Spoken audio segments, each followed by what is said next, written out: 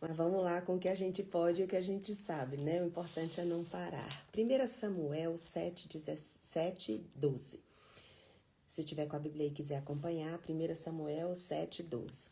Então Samuel tomou uma pedra e a pôs entre Mispa e Sem. Ele deu o nome de Ebenezer e disse: Até aqui nos ajudou o Senhor. Nesse tempo, o povo estava afastado de Deus. Estava sofrendo ataques constantes dos filisteus, mas eles também tinham se afastado de Deus e tinham cedido à idolatria e a desobediência, estavam em desobediência com Deus. E Samuel, que era profeta e também juiz do povo na época, chamou o povo ao arrependimento. Porque estava tendo um sofrimento muito grande dessa perseguição dos filisteus. E aí ele chamou o povo para ir ao arrependimento e à confissão de pecados. E aí eles fizeram isso, se reuniram e foram fazer a confissão de seus pecados e arrepender-se, né, ali diante de Deus e diante de Samuel. Os filisteus ficaram sabendo dessa reunião e falou: é uma oportunidade excelente que eles vão estar vulneráveis para nós atacarmos o povo. E aí, quando eles foram atacar o povo, Deus mandou um trovão, um estrondo, e esse trovão confundiu os filisteus e eles foram derrotados ali por um trovão, por um estrondo no céu. E aí Samuel pegou uma pedra, né? Colocou entre Mispa e Sem para fazer um memorial ali do livramento do Senhor. E ele disse: até aqui nos ajudou o Senhor. Quando Samuel chama o povo para Mispa, para confissão e para arrependimento, ele chama o povo para jejuar-se, para um jejum e para se render a Deus. Oi, Helena, Rosilene, bom dia, obrigada pela presença. E aí, nessa confissão e rendição, houve um livramento. Então, eu queria trazer para você hoje esse entendimento de que o Senhor nos tem ajudado até esse momento, até esse lugar. E essa ajuda, essa fala de Samuel não era um ponto final da ajuda de Deus, tipo, Deus nos ajudou até aqui, agora a gente tem que se virar. Deus nos ajudou até esse momento, agora é com a gente. Não era um memorial, não era um aviso ao povo de que a ajuda de Deus só iria até aquele ponto, mas era um memorial para lembrar ao povo que Deus estava com eles até este momento.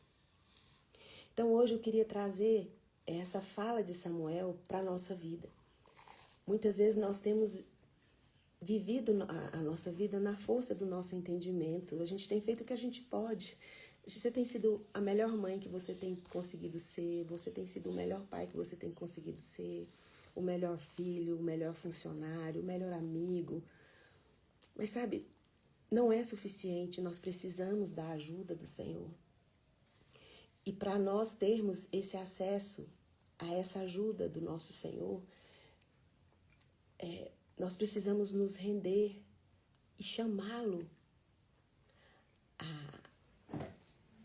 a se colocar em primeiro lugar na nossa vida, a buscar em primeiro lugar na nossa vida. Nós precisamos estar rendidos a Ele, olhar qual é a nossa responsabilidade diante das nossas lutas, porque todo mundo tem um tipo de responsabilidade. A responsabilidade que o povo aqui tinha era de se arrepender, de confessar seus pecados. Muitas vezes você não consegue sair do lugar porque você também não consegue ver que você está fazendo nada de errado. Muitas vezes nós ficamos no lugar onde nós fomos machucados, fomos feridos e a gente só consegue responsabilizar os outros. E eu queria dizer para vocês que há uma responsabilidade nossa. E a ajuda do Senhor, ela virá. O Senhor vai intervir em nosso favor. Sempre. Ele está ali, a ajuda dele está sempre ali. Gente, vocês estão vendo um rapaz bonito passar aqui atrás de mim? E alguém falou assim, você não falou, quem que é esse que fica andando aí atrás de você? É meu filho, gente. Meu filho arrumou um trabalho que começa bem cedo. Vem aqui, João Pedro, só para falar bom dia. Dá licença. Falar bom dia pros... Aqui, ó, esse é meu filho. Obrigada, filho. É que às vezes alguém viu passando e falou, quem que é, né? E eu não falo, não menciono. Esse é meu filho mais velho. Eu tenho 2 filhos, esse é o João Pedro. E tem a Luísa, que é a caçulinha, né? E o Thor também, né? Da família, que é meu cachorro, que vocês já conhecem. Então, dando essa pausa. O povo, ele... obrigada, Rosilene. O povo, ele obedeceu a ordem de Samuel, ao chamado de Samuel. Então, o que eu estava dizendo? Às vezes nós não conseguimos ver a ajuda de Deus.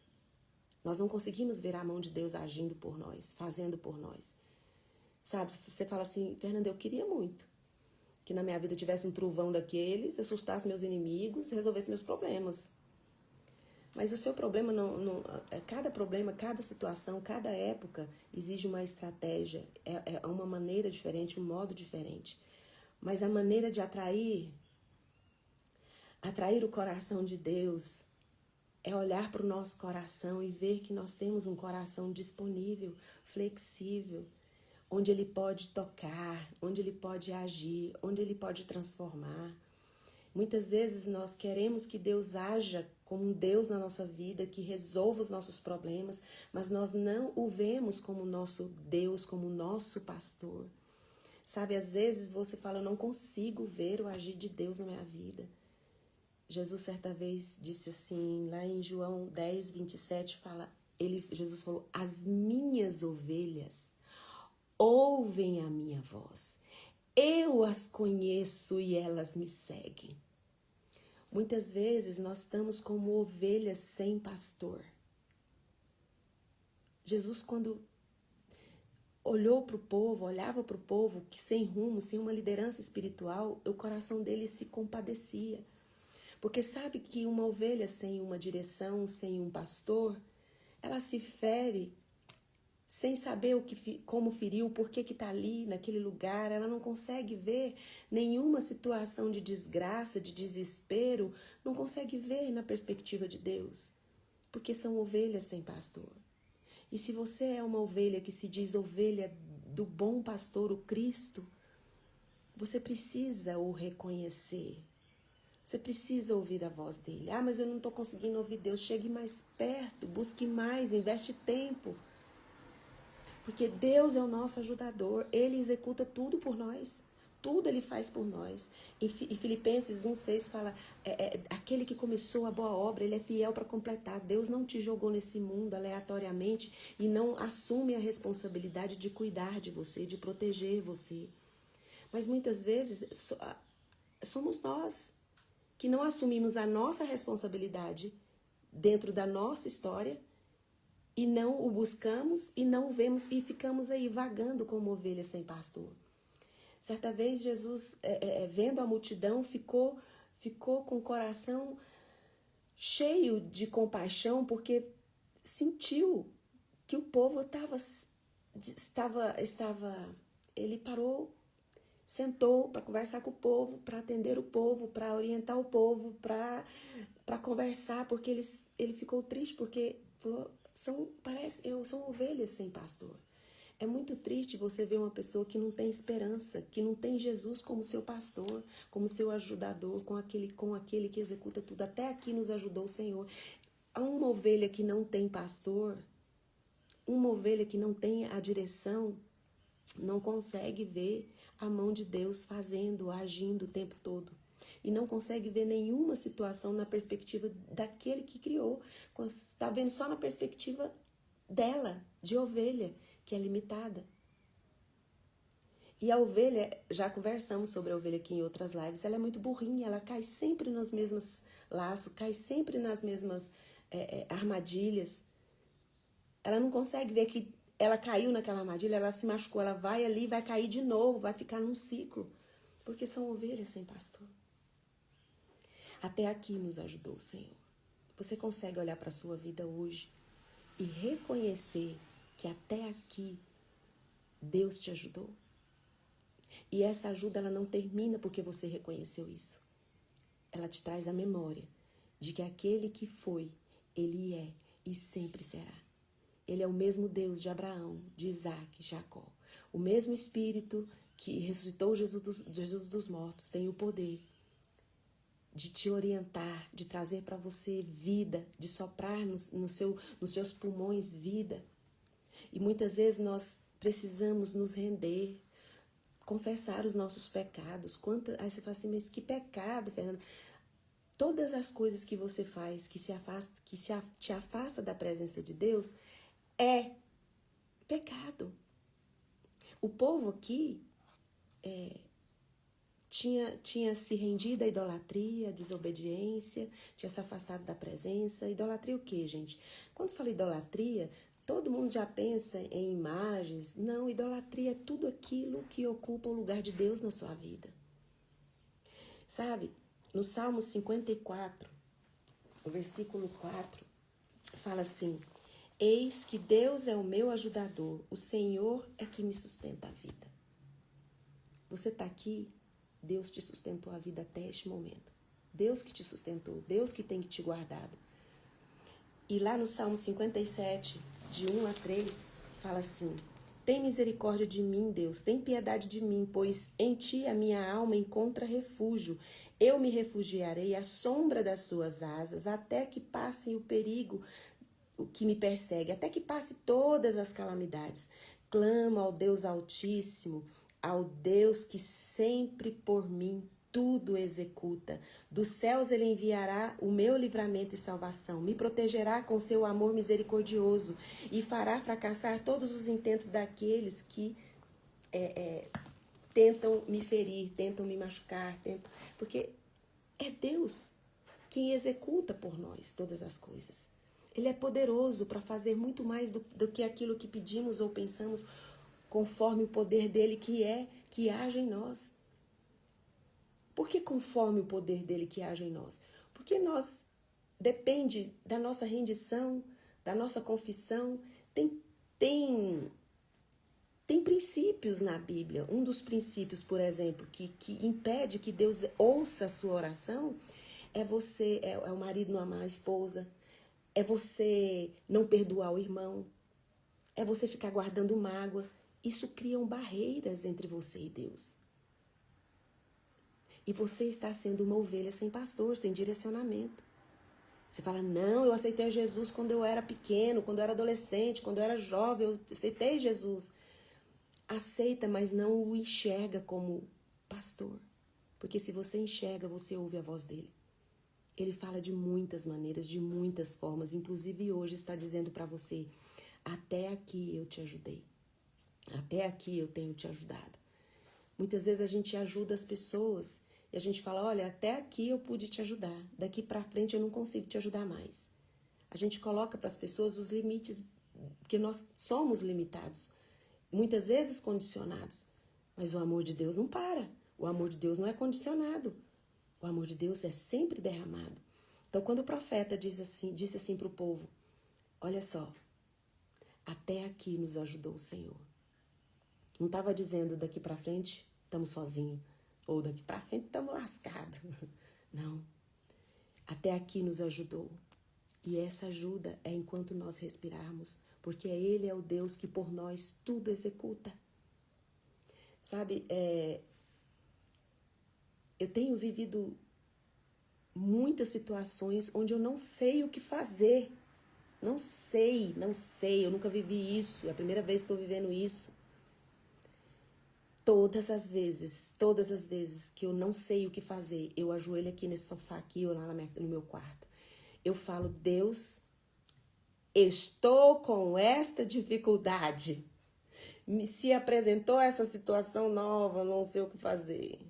Eu chego para Deus e falo, eu não sei o que fazer. E fico na presença dele ali, às vezes chorando, às vezes caladinha, só ouvindo louvor. E já rasguei meu coração, já falei, mas fico ali na presença dele. Às vezes, como Ana, eu me levanto sem ter o problema resolvido. Porque Ana, quando ela se levanta já plena em Deus, ela levanta já até com fome, né? vai comer, vai se alimentar, mudou o semblante. Ela ainda não estava grávida, o problema dela ainda não estava resolvido. A necessidade dela ainda não tinha sido resolvida, mas a necessidade da alma já. A ansiedade já tinha se aquietado, as dúvidas já tinham sido sanadas por Deus. Então, é maravilhoso quando a gente tem a consciência de que nós somos ovelhas, que dependem de um pastor, mas nós temos um pastor. E esse pastor maravilhoso nos ajuda a enxergar toda e qualquer situação da nossa vida na perspectiva de Deus. É muito bom ver as coisas na perspectiva do nosso pastor. Porque o pastor consegue enxergar todo o laço, todo o perigo como estratégia de ensinamento para a ovelha não cair na mesma cilada, não ficar repetindo ciclos. E é o pastor que orienta. Você quer ouvir o que Deus tem para você? O reconheça como seu pastor. Confesse seus pecados, se arrependa. Um coração rendido, um coração disponível para o toque de Deus é a maneira mais rápida que temos de sair das nossas dificuldades e problemas. Eu acabei de dizer para vocês que eu chego mesmo diante de Deus e falo assim, eu não sei o que fazer não, tem ideia. Eu tenho isso para fazer na minha vida, mas não tenho como fazer. E aí fico ali na presença. Posso levantar sem ter resolvido meu problema, mas meu problema de alma já foi. Porque a minha necessidade, quando Deus vai resolver a sua necessidade, Ele quer primeiro resolver a sua necessidade do coração, a sua necessidade da alma.